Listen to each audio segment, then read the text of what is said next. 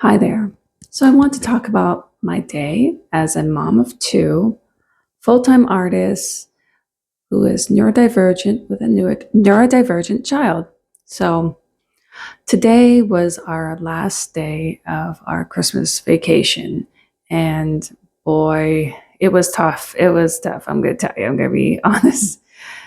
It's extra cold right now. Like I said, the days are shorter. But what's keeping us going, what kept us going today was our routines, making sure to get all the vitamins and a good breakfast routines. And I decided to get us all out the door. I went to this sort of arcade. I don't want to, reveal the name of the place we went to because, yeah, it was an interesting adventure. So even before getting there, I had to get a few groceries because I'm trying to prepare for lunches and all that new routine again. Back to the same packing lunches the night before or sometimes early in the morning. And so I had to pick up some groceries ahead of time. And so once we got out the door, so I usually try to get out when we do activities to get out early. But today wasn't one of those things because, again, it's so cold and we're on the last day of Christmas vacation. So it was rough getting out the door. But I was just like, I just got to do it. I made up my mind and we did it. So once we got to this arcade place, there were signs, but there weren't that many people. We went kind of mid afternoon, right after lunch. We got there and it was loud. There were a lot of screens, but the good thing was there was like physical games to play after. And even when I bought two, I decided to buy like an unlimited pass because there was two of us. And you know how these arcades are, like you play one game and you use up all of your credits and your points within like 15 minutes. So I knew, because I had two kids with me, I was just going to get the $30 unlimited pass. So anyways, we're in there. It is nuts. Like the screens are so much bigger, and because the LED lights, it was just so bright and flashing and it was loud. But I found the design of the place, because the ceilings were high, it didn't feel too like overstimulating. But I found, because we were there even after 40 minutes, it was dark, and we were just kind of going in circles trying everything. It was like basketball or video games, basketball or trying a skateboarding video game or a motorcycle. There were other options to do things, but there were a couple birthdays going on. So I found, trying to bowl or anything else was not quite a good option because it was groups. But yeah, it definitely was overstimulating. Like, I just wanted to leave after just 20 minutes of being in there, because after a while, everything just sounded the same and it was so loud.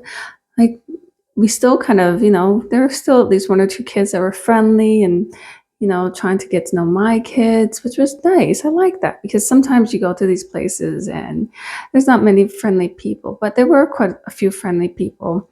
But when I saw a few situations, I was just like, it's time to go, because I think everyone else felt overstimulated by all of the noise and the LED lights. There was one particular game that it was kind of like a carnival style where a ball dropped and it just flashed so much, and it was so tall, like at least 10 feet.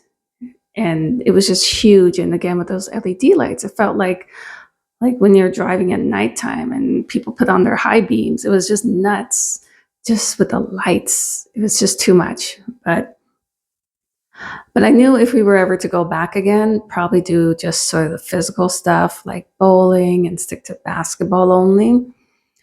Um, but yeah, what I learned was, when we left, I found two, just trying to get them out the door. They were kind of like zombies to the to the games. They just couldn't get enough of it. It was kind of crazy the way these games were like addicting them.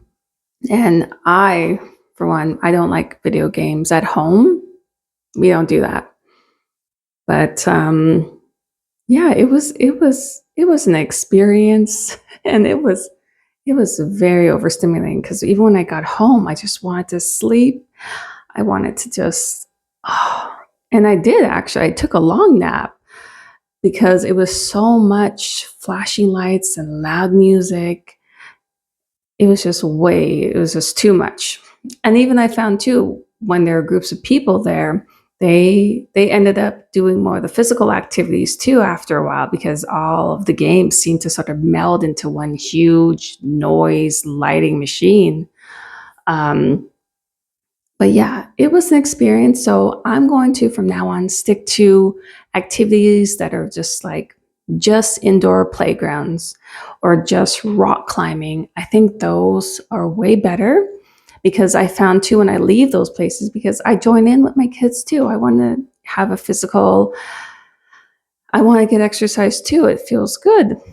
Um, I found whenever we would go to those places, the type of exhaustion would be like after a good workout, and I would feel good.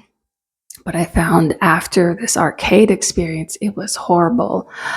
The staff were amazing there, and it was well organized and everything, but just the experience of all the games together and all the noises, not for me, not for this neurotypical family.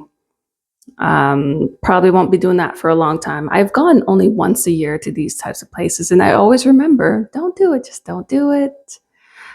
Because the overstimulation, I was so drained for the rest of the day. And we left early. We left about half hour. We didn't make the 2 hours unlimited play. I was just like, we gotta go. And yeah, and just ate comfort food. I gave them all nuggets and just comfort food and just rest, bubble baths, and just straight to bed. And I just knocked out too. Wow. I haven't been that overstimulated in a long time. So from now on, I learned to just do physical activities, rock climbing, indoor playgrounds that are safe, like stick to those types of activities because, yeah, when it's all together, it's just too much. And it's important to feel good after activities because that's one thing I'm always looking at. How do I feel after I do something? Do I feel good? Do I feel drained? That's really important. So only rock climbing for 2025. Only physical stuff. Anyways, yeah. So, but cheers to a good last day. I'm glad I forced myself to get my kids out the door, even though I was not feeling it. And my gut was kind of right, but I'm so glad I just did it and I kept my word. And yeah, that's something that's important in 2025 going forwards, is to just try new things and just do it. Anyways, have a good day, everyone, and see you tomorrow.